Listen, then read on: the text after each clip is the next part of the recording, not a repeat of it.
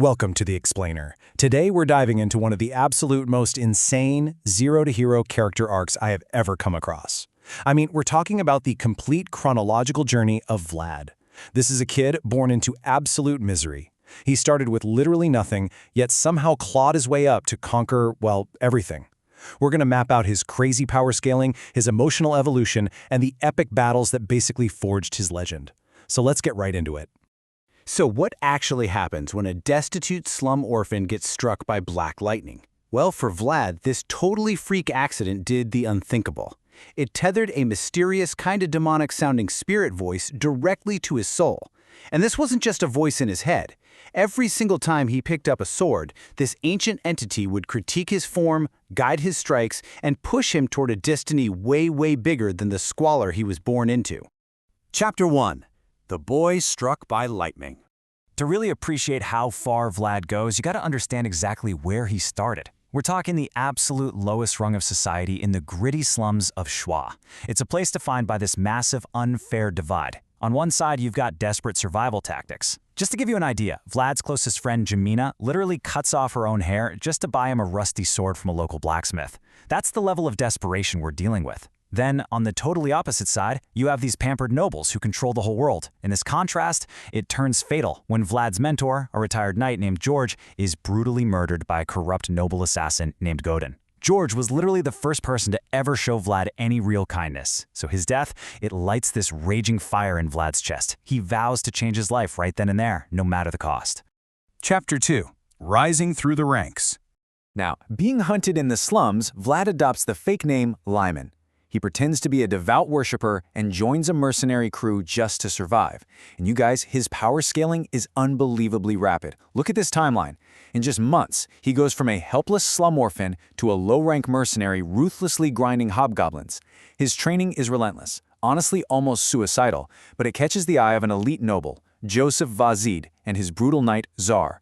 By the end of his very first year, Vlad scales from a mere squire, enduring brutal daily beatings, to a literal dragon-slaying aura user. It's just a vertical climb fueled by sheer willpower.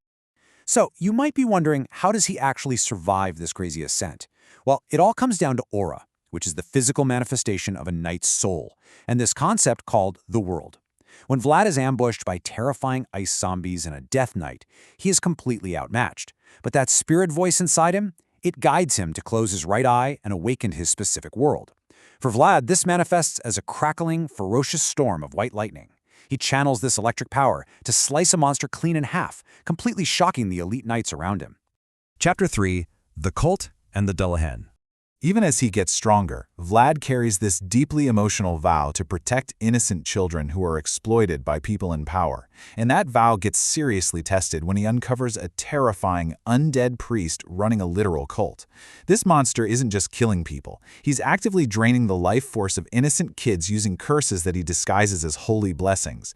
And beneath his robes, he is hiding the terrifying, immortal body of a Dullahan. Seeing kids treated as disposable sacrifices sparks an absolute, unbridled rage in Vlad. He unleashes that rage in this highly cinematic clash, with the thought, "Leave the children alone," just echoing in his mind. Vlad fully surrenders to the sword spirit's power. He summons a literal storm from the sky, channeling this blinding white lightning. He completely outspeeds the immortal Dullahan, shattering his armor and completely obliterating the curse rune hidden inside his chest. It's this spectacular, sky-tearing display of force that saves the kids. Chapter 4. Slaying the White Dragon. Now that he's firmly established as a true threat, the stakes are raised exponentially. Vlad gets sent to the frozen north to hunt a fallen, mythical beast. This is a frantic, huge boss fight strategy and a massive team effort. Alongside legendary warriors like Rudiger and Volkov, the plan is to lure this beast, known as Lindblom, right out to the plains. While Volkov pins it down with massive spears, Vlad uses his insane agility to evade its fatal horn strikes. Finally, with his sword trembling and his body pushed to the absolute limit, Vlad channels that white lightning to land a spectacular killing blow. Now, slaying a dragon obviously earns Vlad immense prestige, but it also immediately provokes a high-stakes duel with Ishvan of the powerful House Gar.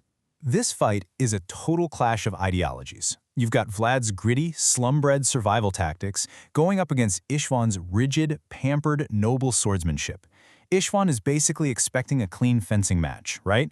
But Vlad uses his innate street instincts. He dodges low, uses magical armor techniques to reflect Ishvan's blade, and literally slips inside his guard to completely humiliate the arrogant noble. It is a massive, incredibly satisfying victory for our underdog. Chapter 5. Protecting the World Tree. Building on all this momentum, Vlad's journey takes him deep into the mystical elven territory of Al-Karina. He arrives right as their legendary world tree finally blooms after an entire age of dormancy. But you know how it goes. Peace never lasts long. Suddenly, a second, incredibly powerful dragon attacks out of nowhere. The elven warriors are completely defenseless against its armored scales and devastating magic. The Holy Maiden of the Elves literally drops to her knees, begging Vlad for help. And when absolutely no one else can step up, Vlad realizes he's the one who has to become the shield for these people. And guys, this is where the massive plot twist drops. As Vlad is pushed to the very brink of death by this second dragon, the true identity of that spirit voice is finally revealed. Turns out, he's connected to the legendary founding swordmaster. The spirit tells him everything begins when someone believes in themselves. This grants Vlad the ultimate power boost. His eye flares with energy, allowing him to see the one single path to victory. He charges head-on, plants his foot, and slices the dragon's horn and eye clean off, single-handedly saving the elves. Just incredible. Chapter 6. The Legend Reborn. With the power of the Swordmaster now fully harmonized within him, Vlad is no longer just a survivor, okay? He is a legendary protector.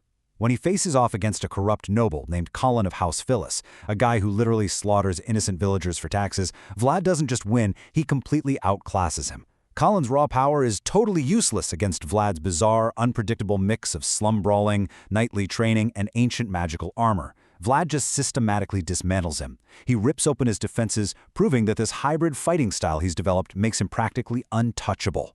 To really comprehend the sheer volume of impossible threats this former slum rat has conquered in such a short time, you just have to look at his history. I mean, he survived Göttingen's massacre. He defeated the undead ice zombies. He completely obliterated an immortal Dullahan to save innocent children. He slew the White Dragon in the frozen north, and he saved the elven world tree from a second dragon. The boy who couldn't even afford a rusty sword is now literally holding the fate of the world in his hands. Which leaves us with this final, burning question. As the Empire's elite begin to plot against him, recognizing him as a massive threat to their power, what comes next? Will Vlad's white lightning completely purge the corrupt nobles who murdered his mentor, or will the sprawling, ancient darkness of the Empire swallow him whole? It is a seriously gripping cliffhanger that leaves us incredibly hyped to see just how far the slum rat of Schwa can go. Thanks for joining me on this explainer, and I will catch you on the next one.